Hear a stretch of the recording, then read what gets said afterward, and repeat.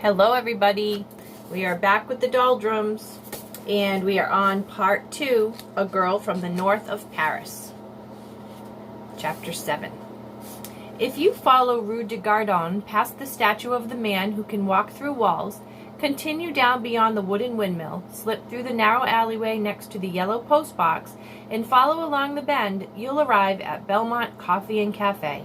This cafe was one of many owned by Adelaide's father, a well-to-do coffee entrepreneur named Francis E. Belmont, and above this particular cafe was Adelaide's home. Adelaide was a trifle small for a girl her age, perhaps even 2 or 3 trifles small. She was also clever and kind and pleasantly sincere girl, who by all means looked like any other perfectly normal 9-year-old girl. Yes, if you saw her on the street, you wouldn't think she was anything special or anything out of the ordinary. But that's where you'd be wrong. Adelaide was someone special and quite out of the ordinary. It begins with bread. Adelaide loved bread, all types of bread, and Paris is a very good city for the bread lover. Her personal favorite was the buttery and flaky croissant with chocolate baked inside. She could eat them all day long for breakfast, lunch, and dinner, but her mother wouldn't hear of such nonsense. Fortunately, each morning at 7 a.m., fresh bread was delivered to the Belmont Cafe, and each morning at 7 a.m., Adelaide made her way down the stairs. One morning, inside the cafe, Mr. Belmont was busy at work with an espresso machine, and the barman, Amore P. Gilbert, was eyeing a tray of croissants suspiciously. Adelaide sat atop a bar stool and watched him. Amore was a gentleman, generously proportioned, and always wore a small cap, which Adelaide thought made him look like a fishmonger. Or perhaps it was just his smell that did that. Either way, Adelaide liked him. "Is something wrong?" she asked. Amore placed the croissants in front of her. "Do these look fresh to you?" he asked. Adelaide picked one up. A true bread connoisseur can instantly tell fresh bread from stale bread. "It's all in the flakes," Adelaide will tell you. "No flake, it's a fake." Adelaide saw no flakes. "I think they might be yesterday's." "Or the day before yesterday's," agreed Adelaide. "Now tell me that's not delicious," said Mr. Belmont, turning from the espresso machine and placing a yellow cup in front of her. "It's a new espresso bean I'm selling. Take a sip and tell me what you think." Adelaide looked at the yellow cup. The yellow cup looked back at Adelaide. For her own part, Adelaide wasn't much of a coffee drinker. She preferred tea. "That bread is stale again," said Amore over his shoulder. "Third time this week." Mr. Belmont wasn't listening. "Go ahead, Addie," he said. Tell me that's not exquisite." Adelaide took only a sip, but that was enough. Her eyes sparked and her voice went fluffy. "Exquisite," she squeaked, though she was thinking just the opposite. She now had espresso eyes, white all around with beady black dots at the centers. Mr. Belmont picked up a croissant and took a bite. "I think it's going to do very well, and if we can—" He stopped and frowned at the sorry excuse for a pastry he just swallowed. "These are awful." "I just told you that," said Amore. "Didn't I just say that, Addie?" Addie shook her pinky. It was the best she could do. "But that's the 3rd time this week," said Mr. Belmont. Amore sighed. "Why do I even bother speaking to you?" Mr. Belmont combed through the dismal pastries. "I think we have bad luck," he said. "Do we have bad luck?"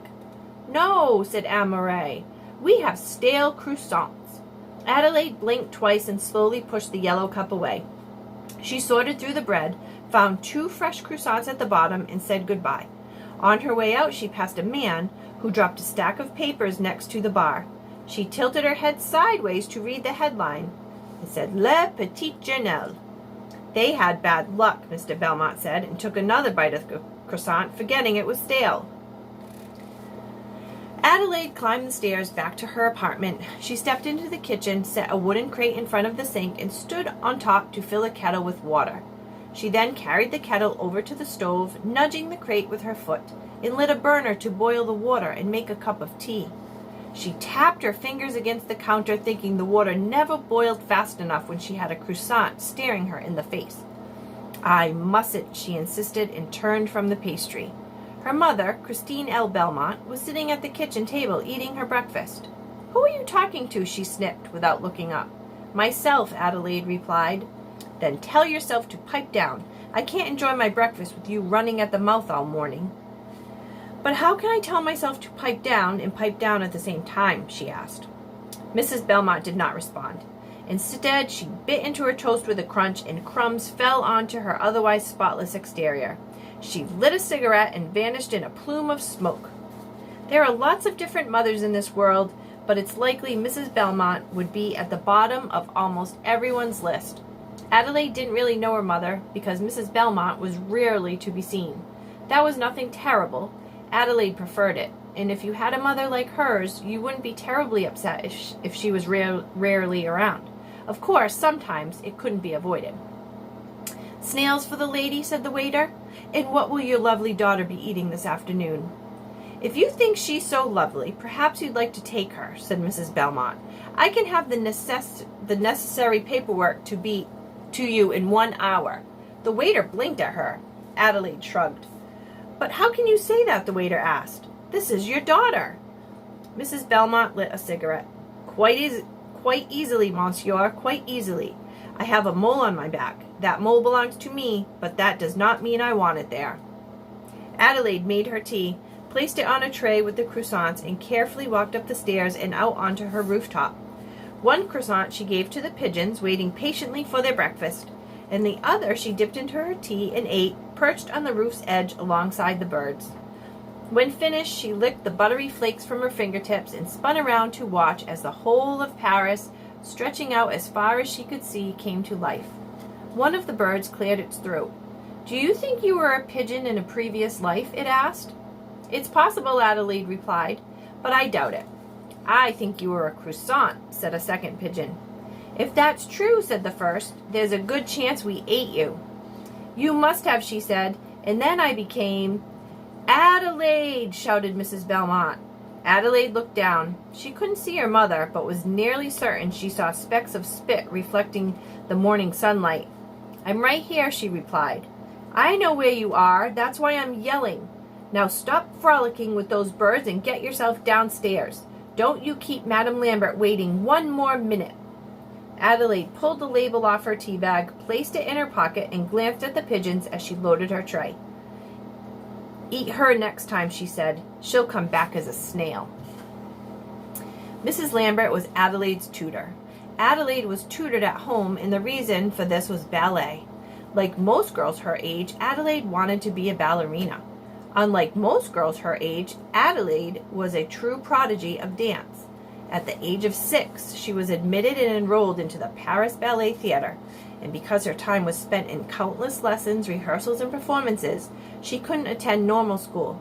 Instead, she was tutored until 1 o'clock, after which she set off for the theater. It was a short walk, but Adelaide enjoyed it. She packed her bag, slipped down the narrow alleyway next to the yellow postbox, continued past the wooden windmill, tapped the head of a man who could walk through walls, and followed the street to the theater. It was an old round building. She entered through a small door at the back and tried her best to slip past the front desk without Mr. Stanislas notice, and nearly succeeded, but for a sudden and unexpected hiccup. Ah, Fräulein Addie. Mr. Stanislas was the theater attendant and a most unpleasant man. His rusty words always left Adelaide with a terrible aftertaste. Good afternoon, she replied, trying her best to smile. Mr. Stanislas was not paid to exchange pleasantries, so he rarely did. Instead, he clapped a messy stack of paper against his desk till the pages were uniformly aligned, all the while staring down his gravity-defiant nose at her. Have you been up on that roof feeding those filthy birds again? He asked. Adelaide shrugged. Maybe, she replied. In fact, Adelaide spent most of her breaks on the theater rooftop because Adelaide was not terribly popular with the other young ballerinas. Mr. Stanislas stood up and leaned against the front of his desk with folded arms. Adelaide stayed where she was. And how exactly does one maybe feed birds? He asked. I've seen people feed birds and I've seen people not feed birds. But I'm sorry to say I've never once seen someone maybe feed birds. They have to eat too, Adelaide insisted. This is true, but not on my roof, he barked. And if you feed these creatures 1 more time, I'll send you up with the mop. I'll lose my job if the director sees that mess. Do we understand each other? They didn't, but Adelaide nodded and continued down the hall, rubbing her tongue against the roof of her mouth to rid herself of that terrible taste. The theater halls were littered with young ballerinas stretching and warming up. They whispered and giggled as Adelaide passed. Her room was number 17. She stepped inside to change. It was not long before Adelaide rose above the other petits rats, as the young ballerinas are called at the Paris Ballet Theatre, to the top of her class. Her exceptional talent was well noted by the instructors, but not everything was like bread with chocolate baked inside. There were plenty of snails served along too. The other petite rats were jealous of the fuss and attention paid to Adelaide. "I think she's cheating. Is that even possible? She looks more like a fish flopping around, if you ask me. That doesn't matter. Mr. Rayville thinks she's better than us." Not just Mr. Rayville. She thinks she's better than us. Well, none of this was true. It didn't matter. The petite rats would join hands and dance in circles around her, singing, "We hope that you, Miss Pirouette, will see a day you won't forget, a change in your nice silhouette, just like the young Queen Antoinette." Here are the ballerinas. You see?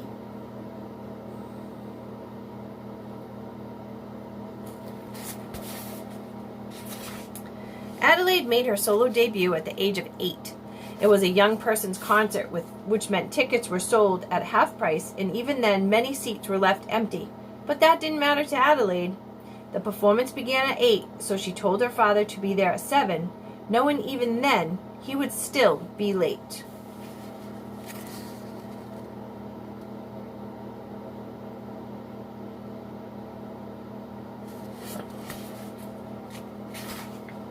"To the Paris Ballet Theatre and step on it," shouted Mr. Belmont as he jumped into a taxi.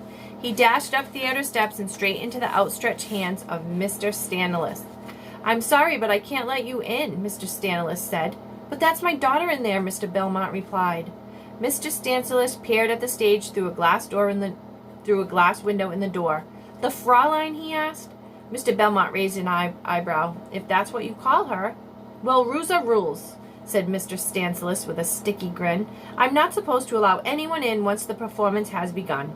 Mr. Belmont was silent a moment and then said, "Would you mind getting me a glass of water at least? I just ran the entire way here."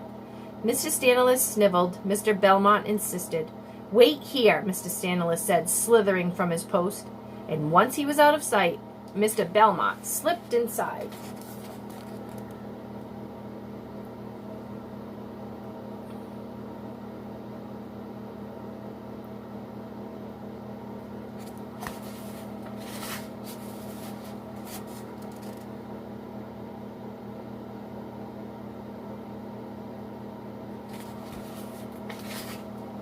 Often years pass from one to the next and blend without distinction, but every once in a while you'll have a year that sticks out.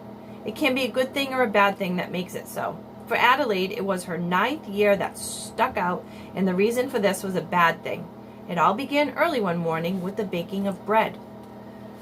A baker of bread must wake up early in the morning, and a baker of bread must spend those early morning hours shoveling fresh dough in and out of hot ovens.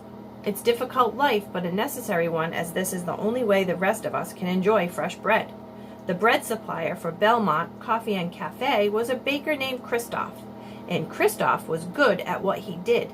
The only problem was Christophe always woke up late and often didn't have time to make fresh bread. As a result, he sold yesterday's bread and sometimes the day before yesterday's bread. "Stale again," said Emery.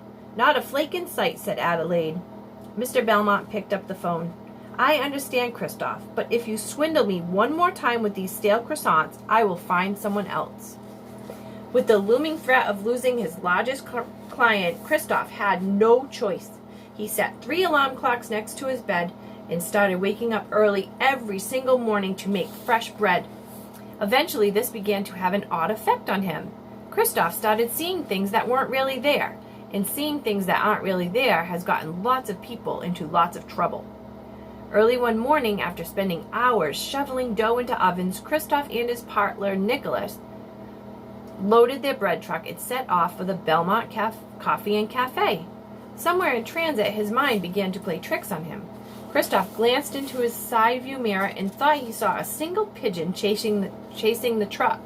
But pigeons don't chase chased trucks, so Kristoff shrugged it off.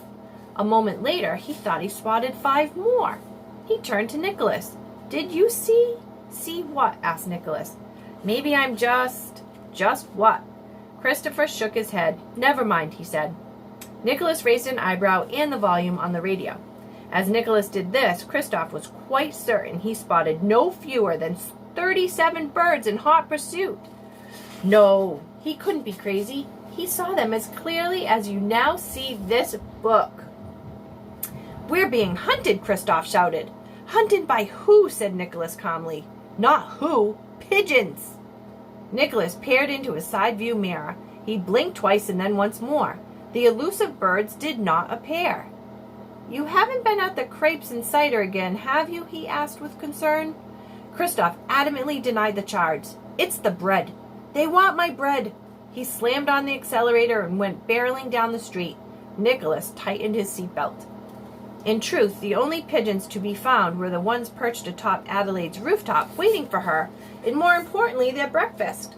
But the pigeons weren't the only ones waiting for their breakfast. The night before, Adelaide had left the rooftop door open a crack, and her cat Napoleon had gone to investigate after seeing the morning sunlight slanting down the stairs. He stepped out onto the rooftop and into a delicious situation. Perched along the edge were countless pigeons, all still half asleep. Napoleon crouched low, trying to decide which one he should eat first. After making his decision, he moved in for the kill. Quick as a whip, the cat pounced. Pigeons flew everywhere, swooping and swarming this way and that. Napoleon was overwhelmed. He leapt into the air to catch one, but in the chaos caught nothing. The birds regrouped. They swooped clean over the roof's edge and down into the streets below. The foolish creatures were in such a panic that they flew headlong into the bakery truck, now barreling down the street. The pigeons bounced lifelessly off the windshield and plopped onto people who wished they'd stayed in bed. Nicholas shrieked. "I told you," shouted Kristoff. He released the steering wheel and covered his face. The truck swerved left and right and out of control. It was 7 a.m.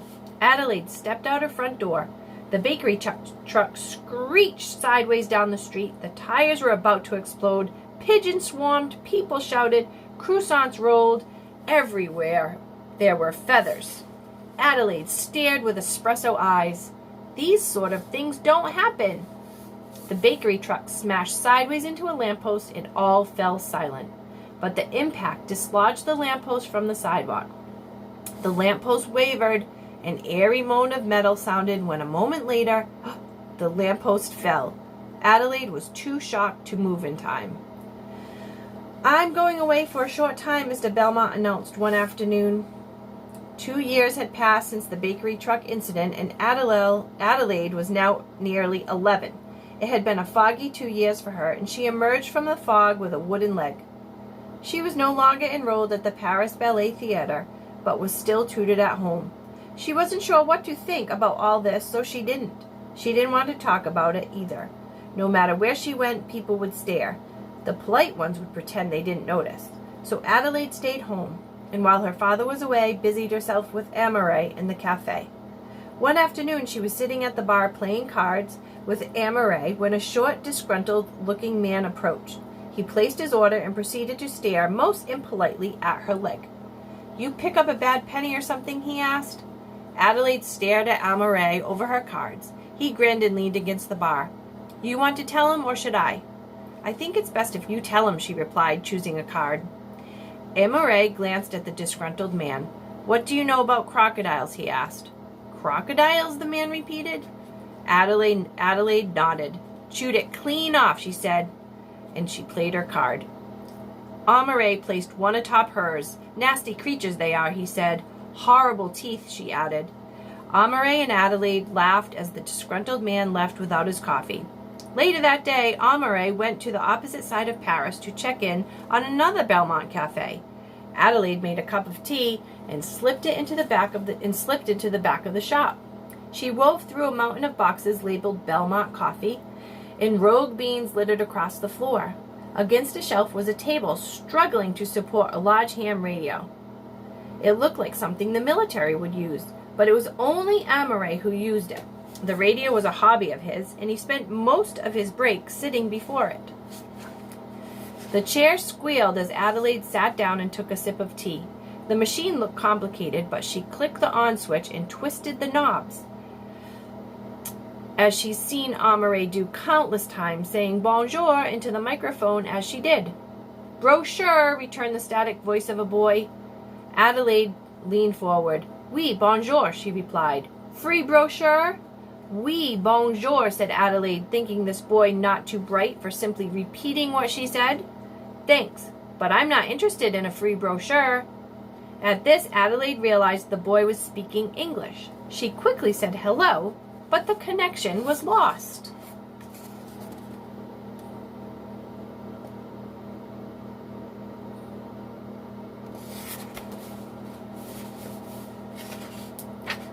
Mr. Belmont returned home 2 months later and made a second announcement. We are moving across the sea.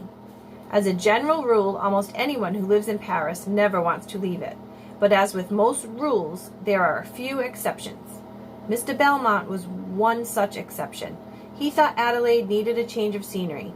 His search for a new home led him across the sea to the city of Rosewood, where he purchased house number 376 on North Willow Street. And to give his family a little taste of home, he decided to have it remodeled in a proper Parisian fashion. But when the construction was complete and moving day arrived, Mrs. Belmont was nowhere to be found. Mrs. Belmont was not an exception to the rule. She had no desire to leave her beloved city. So she didn't. For her own part, Adelaide was glad to leave. She didn't like living in the shadow of the Paris Ballet Theater.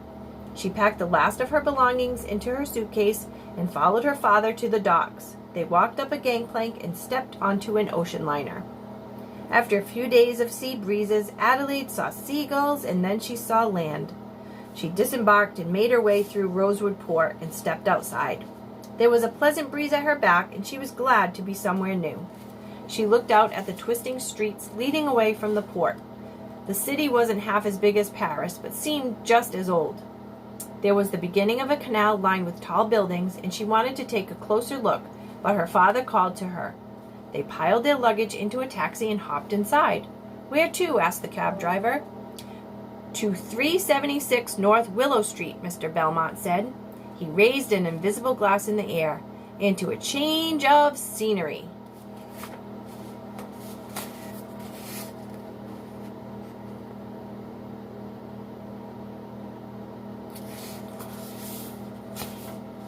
And that, my friends, is the end of Chapter 7. We will read Chapter 8 tomorrow. Happy Earth Day!